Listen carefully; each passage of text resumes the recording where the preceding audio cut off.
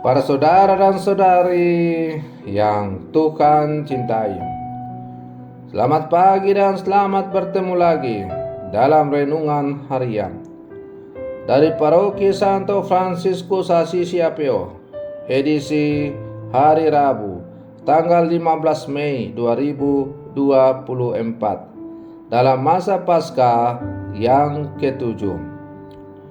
Mengawali hari yang baru ini, kita hendak mendengar dan merenungkan sabda Tuhan. Marilah sebelum kita mendengar dan merenungkan sabda Tuhan, kita berdoa. Dalam nama Bapa dan Putra dan Roh Kudus. Amin. Allah Bapa, sumber kebahagiaan, lindungilah dan jagalah kami atas nama Putramu, dan semoga rohnya menjiwai kami, agar dapat mengusahakan kebahagiaan dan kesejahteraan sesama. Bersabdalah ya Tuhan, kami siap mendengarkan. Terpujilah Engkau Bapa, Putra dan Roh Kudus, kini dan sepanjang segala masa. Amin.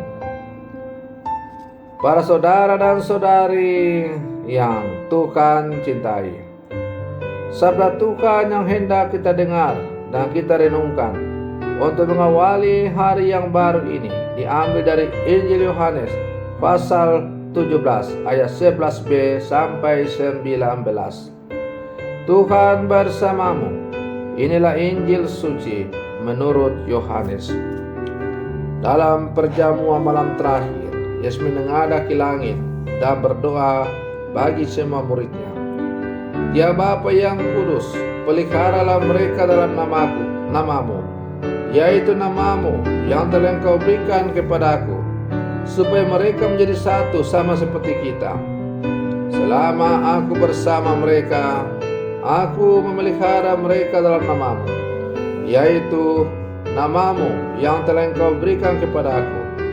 Aku telah menjaga mereka, dan tidak ada seorang pun dari mereka yang binasa, selain dia yang telah ditentukan untuk binasa, supaya genaplah yang tertulis dalam kitab suci.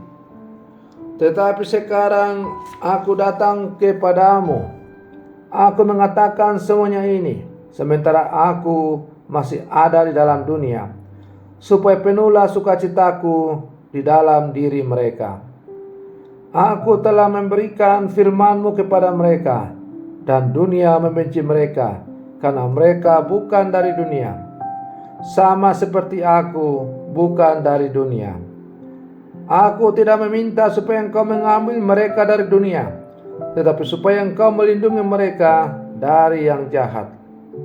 Mereka bukan dari dunia, sama seperti aku bukan dari dunia. Kuduskanlah mereka dalam kebenaran.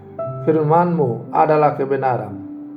Sama seperti Engkau telah mengutus aku ke dalam dunia, demikian pula aku telah mengutus mereka ke dalam dunia. Dan aku menguduskan diriku bagi mereka, supaya mereka pun dikuduskan dalam kebenaran. Demikianlah sabda Tuhan. Para saudara dan saudari yang Tuhan cintai, tantangan dan kesulitan untuk hidup dan bertahan sebagai murid-murid Kristus terjadi di sepanjang segala masa dan di sepanjang perjalanan gereja.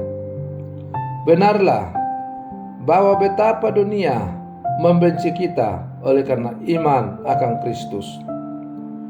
Tantangan dan kesulitan seringkali membuat kita menjadi gusar. Rasa persatuan kita menjadi kacau. Alhasil, tidak sedikit yang kemudian mengingkari iman akan Yesus Kristus. Karena itu, melalui bacaan Injil yang baru saja kita dengar, kita mendengar bagaimana Yesus berdoa kepada Bapanya. Yesus dalam doanya memohon kesatuan bagi para pengikutnya. Kehidupan sebagai murid Kristus pertama-tama adalah panggilan ke arah persatuan. Gereja juga lahir dari persekutuan dan persatuan para murid Kristus. Namun, persatuan sebagai murid Kristus hanya mungkin terjadi kalau kita meletakkan dasar persatuan itu pada hubungan antara Kristus dan Bapa.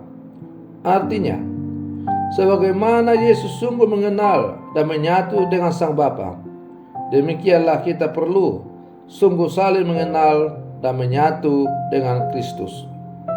Inilah dasar dalam membangun hubungan kemuridan satu sama lain, sebab kita adalah satu di dalam Dia. Para saudara dan saudari yang Tuhan cintai, sebagai pengikut Kristus, kita bukan dari dunia ini. Oleh karena itu, dunia sudah pasti membenci kita dan ingin menghancurkan kita.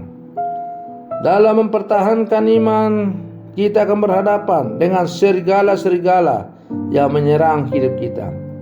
Kenyataan ini jangan sampai membuat kita takut, melainkan semakin mempercayakan diri kita kepada Kristus. Dia telah mendoakan kita agar dilindungi dari segala yang jahat. Ini yang menjadi keyakinan kita dalam menjalani kehidupan kita. Dalam doa Yesus tadi jelas tergambar bagi kita bahwa Yesus meminta bukan supaya kita sebagai murid-murid Yesus diambil dari dunia ini, tetapi supaya kita dilindungi dari segala yang jahat. Supaya kita bisa dilindungi dari segala yang jahat, maka kita akan selalu dan berusaha untuk menjalin relasi yang akrab dan intim dengan Tuhan. Karena hanya dengan memiliki relasi pribadi yang begitu akrab dan intim dengan Tuhan, maka kita meyakini Tuhan akan selalu berjalan bersama kita, menuntun dan menerangi agar kita jangan terantuk oleh tawaran-tawaran dunia ini. Para saudara dan saudari yang Tuhan cintai, ya, memang sungguh menjadi jelas dan nyata bahwa panggilan menjadi murid Yesus pastilah akan diwarnai dengan macam-macam tantangan dan rintangan. Pastilah bahwa sebagai murid-murid Kristus, kita tidak begitu saja bebas untuk mengungkapkan, mempraktekkan iman kita dalam kehidupan yang konkret. Kita bisa melihat dengan kasat mata di berbagai tempat, termasuk di negara kita ini, bagaimana orang-orang Kristen begitu susahnya untuk mengungkapkan iman kepada Tuhan yang ia imani. Kadang-kadang ibadahnya dibubarkan, bahkan tidak jarang dilakukan pemboman ketika mereka sedang melakukan ibadah. Gereja dipersulit dibangun di mana-mana. Tapi itu semua bukanlah menjadi alasan bagi kita untuk menyerah.